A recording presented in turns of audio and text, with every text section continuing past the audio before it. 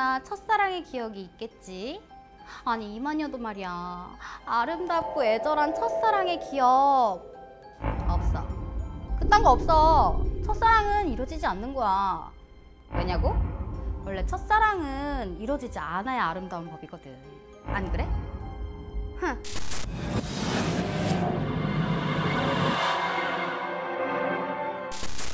옛날 조선시대 양반 중에 양반가가 있었어.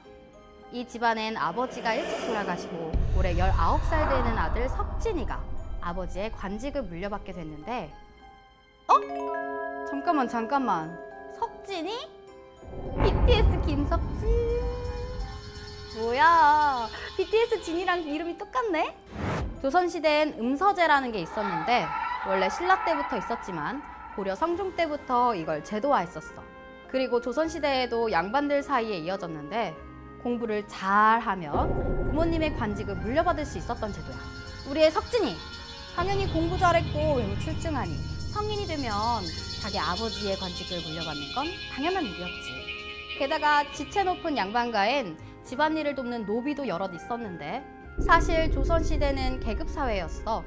양반이 가장 위에 있는 계급이라면 노비는 가장 밑에 있었던 하층민인데 뭐 노예와 비슷하다고 이해하면 돼. 그러던 어느 날 석진이네 집에 새로운 여자 노비가 들어오게 됐어. 그녀는 백옥처럼 흰 얼굴과 새까만 눈동자, 어여쁜 이빨 청춘 16 처녀였지. 그런 그녀의 이름은 개똥이. 개똥이. 이렇게 예쁜데 이름이 개똥이가 뭐야, 개똥이가. 그런데 당시엔 서민들 사이에 이런 천한 이름이 건강하고 장수한다고 믿어서 3월이, 뭐 두꺼비, 칠성이 그런 식으로 이름을 짓는 사람이 많았대.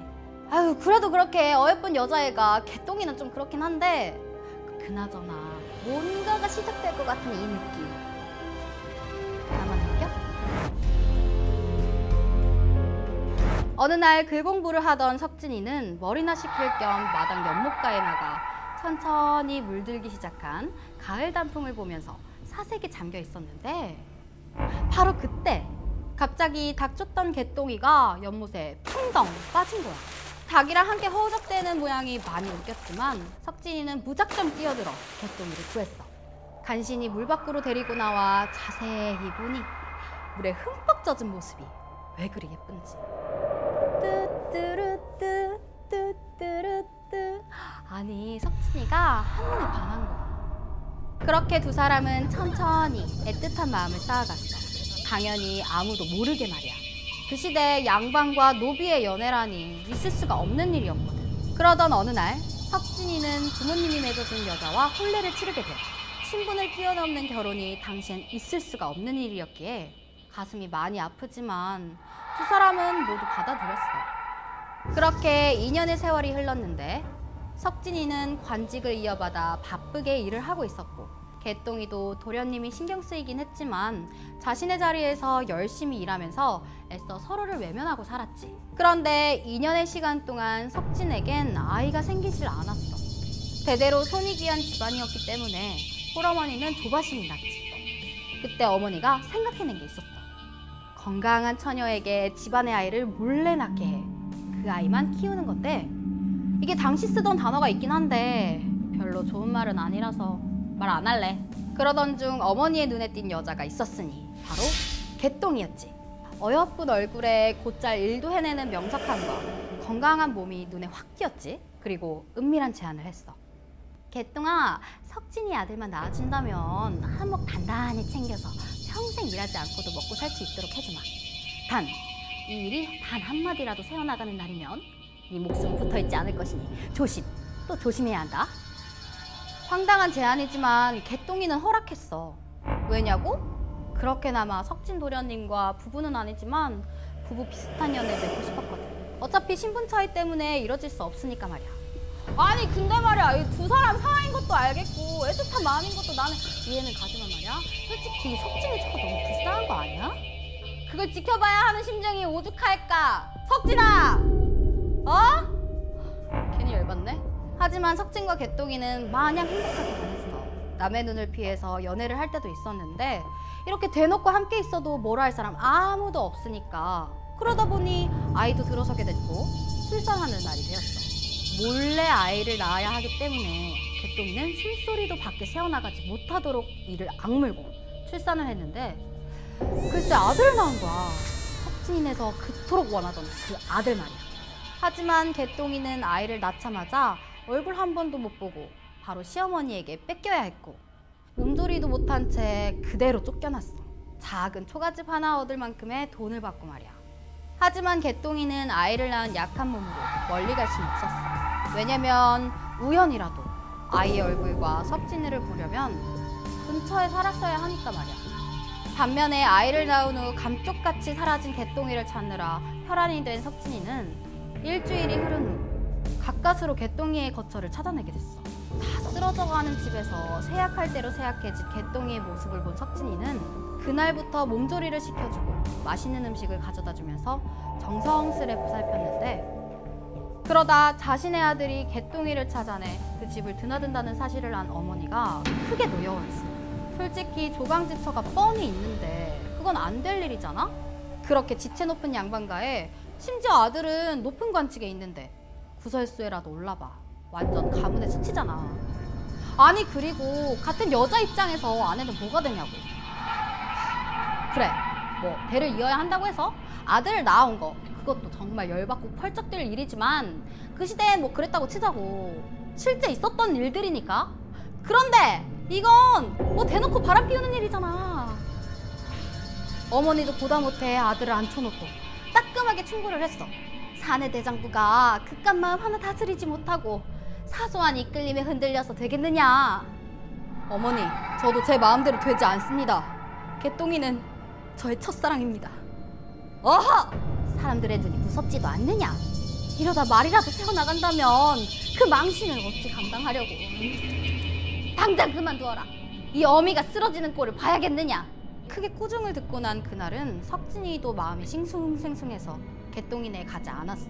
그런데 하필이면 그날 개똥이네엔 웬 괴한들이 침입했어. 갑자기 개똥이를 보쌈하더니 근처에 있던 저수지에 던져버린 거야.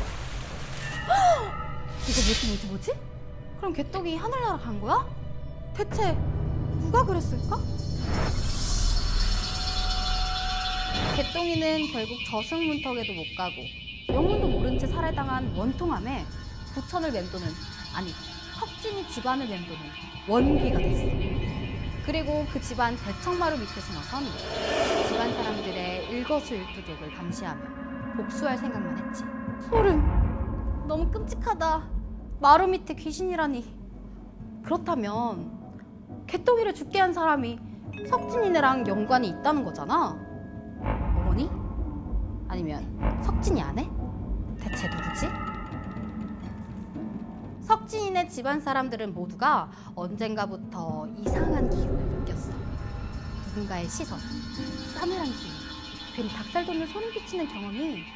너희들 그거 왠지 알지? 그게 다 귀신 때문인 거잖아. 개똥이 귀신. 그러다 어느 날 그 집 마당새가 잠자기 전 뒷간에 다녀오는데 평소 짝사랑하던 사머리가 우물가에서 빨래를 하고 있는 거야. 아유 사모라, 간밤에 뭔 빨래요. 빨래는 힘들어. 어여 들어가서 자. 그러면서 슬쩍 뒤에서 안았는데 갑자기 머리를 풀어헤친 개똥이로 변신하더니, 하, 네가 사랑하는 사머리는 끔찍히 걱정하는구나. 난 그렇게 내팽겨 쳐버리더니 너는 누구냐?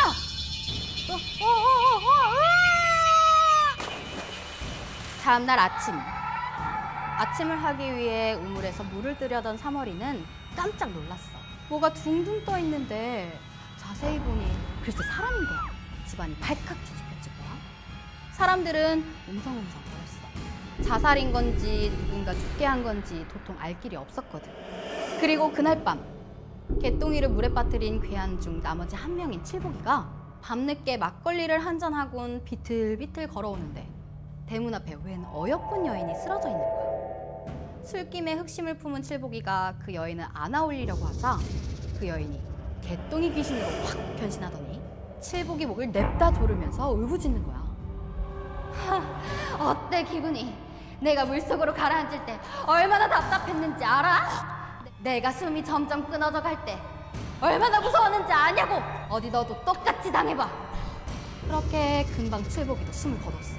그리고 다음날 아침, 석진이의 어머니는 방에서 나오자마자 문 앞에 대롱대롱 목매달고 있는 칠복이의 눈과 딱 마주쳤어. 어머니나 이게 뭐야! 비명을 지르자 온 집안 사람들이 다 몰려들었고 또 한 번 집안이 발칵 뒤집혔어. 그런데 어머니는 갑자기 불안해 죽을 것 같았어. 아무도 모르게 개똥이를 없애려고 했는데 그 일에 가담한 2명이 모두 죽었거든. 칠복이의 죽은 모습을 보니 마치 다음 차례가 자신이라는 것 같아 극심한 공포감이 밀려와 급히 아들을 불렀어. 어머니, 대체 무슨 일일까요? 아니, 귀신이 고칼 노릇이네요.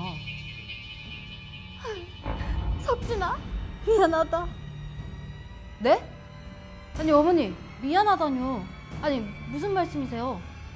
오늘 저 뒷산 넘어 혹수를 뒤져서 개똥이 시신을 찾아가거라. 네? 그게 무슨 말씀이세요? 내 죄는 달게 받으마. 사실 석진이는 어느 날 갑자기 개똥이가 안 보이자 그냥 멀리 떠난 줄 알고 있었어. 자신이 조강지처 사이에서 갈팡질팡하고 보고 싶은 아들도 쉽게 볼 수 없자 많이 상심하고 있었기에 어디 멀리 떠났을 거라 짐작했지. 그런데 호수의 시신이 웬 말이야? 마른 하늘에 날벼락이 떨어지는 것 같았지.